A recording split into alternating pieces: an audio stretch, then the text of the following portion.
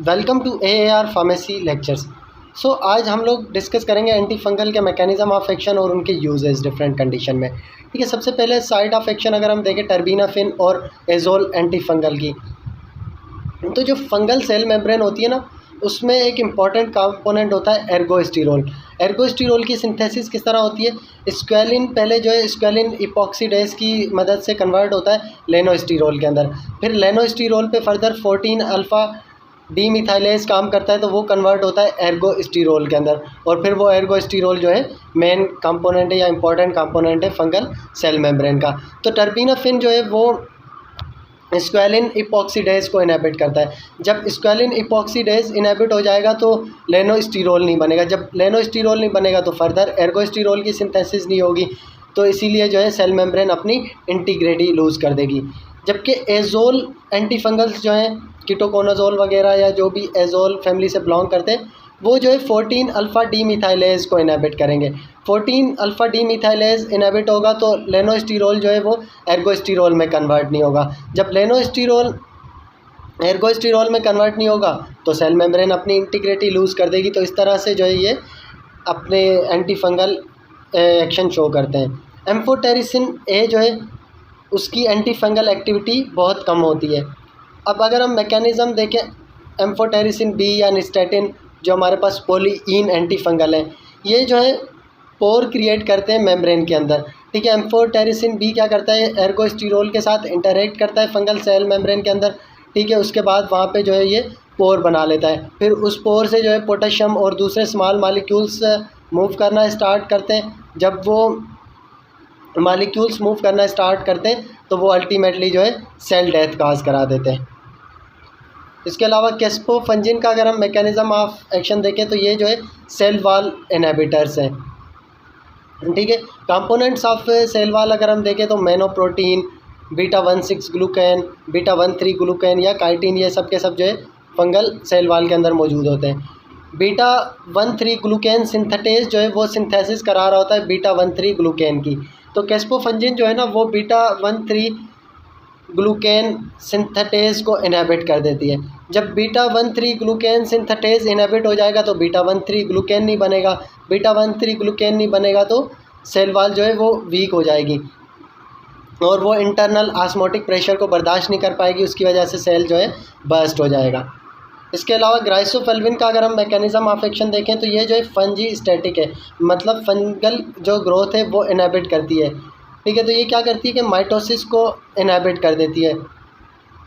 ये जो है माइक्रोट्यूबुलर अरेंजमेंट को इनहिबिट करती है। जब माइक्रोट्यूबुलर जो है अरेंजमेंट नहीं हो पाती तो उसकी वजह से जो है माइटोसिस इनहिबिट हो जाती है फंगल सेल के अंदर। इंडिकेशन और डोजेज अगर हम देखें, सबसे पहला फ्लूकोनाजोल जो है ऑनकोमाइसिस में यूज़ किया जा रहा होता है। उसके अलावा सिबोरिक डर्माटाइटिस और उसके अलावा वेजिनल कैंडिडियासिस में यूज़ किया जाता है। Dose 150 mg once weekly for 1 month या मोर यूज़ किया जा सकता है। टर्बीनाफिन ऑनकोमाइसिस, उसके अलावा seborrheic dermatitis, tinea pedis, tinea corporis के लिए ड्रग ऑफ चॉइस है। इसके अलावा टीनिया क्रूराइस में भी यूज़ किया जाता है। डोज़ अगर हम देखें 250 mg एवरी 24 आवरली या जो है 125 mg every 12 hourly for 4 weeks use किया जाता है। कीटोकोनाजोल जो है टीनिया वेजिकुलर में ड्रग ऑफ चॉइस है। इसके अलावा सिबोरिक डर्माटाइटिस में भी ड्रग ऑफ चॉइस है और इन्फेंट्स के अंदर क्रेडल कैप्स में जो है ड्रग ऑफ चॉइस है। उसमें जो है ट्वाइस वीकली शैम्पू यूज़ किया जाता है कीटोकोनाजोल का, कोनास जो हमारे पास शैम्पू मौजूद होता है। और एडल्ट में कीटोकोनाजोल का डोज है 400 mg every 24 hourly. Itraconazole oral candidiasis के लिए यूज़ की जाती है। उसके अलावा ऑन्कोमाइसिस के लिए ऑन्कोमाइकोसिस में ड्रग ऑफ चॉइस है इट्राकोनाजोल। ठीक है, डोज अगर हम देखें तो 200 mg every 24 hourly. Nystatin oral candidiasis के लिए यूज़ की जाती है। डोज है 1 lakh international unit every 6 hourly. Clotrimazole penile या वेजाइनल कैंडिडियासिस के लिए यूज़ की जाती है। उसके अलावा डायपर रेशियस, टीनिया वेजिकुलर और उसके अलावा मुख्तलिफ जो रिंग वर्म है जैसे एथलीट्स फुट है उनके लिए ड्रग ऑफ चॉइस है। ब्रांड्स अगर हम देखें एंटी फंगल ड्रग्स की, फ्लूकोनाजोल की हमारे पास डाइफ्लूकैन है। इसके अलावा टर्बीनाफिन का लेमिसिल है। कीटोकोनाजोल का नाइज ओरल या जो है कोनाज शैम्पू। इसके अलावा निस्टेटिन निलिस्टेट मौजूद है। स्केबीज़, अगर स्केबीज़ देखें तो ये कंटाजियस स्किन इन्फेस्टेशन है, मतलब एक पर्सन से दूसरे को जो है जल्दी से फैलती है, तेज़ी से, जैसे ही टच करते हैं। ये जो काज कराते हैं सार्कोप्स स्केबी माइट है, उसकी वजह से स्केबीज़ होती है। मोस्ट कॉमन सिम्टम्स जो है इचीनेस काज कराते हैं। उसके अलावा पिंपल लाइक रैशेस बन जाते हैं, ठीक है। इसके लिए जो है परमिथिन यूज़ की जाती है 1%। एप्लीकेशन जो है सिर्फ एक दफ़ा भी की जा सकती है पूरी बॉडी पे फॉर 24 आवर्स, या जो है एप्लीकेशन जो है 3 दफ़ा भी की जा सकती है।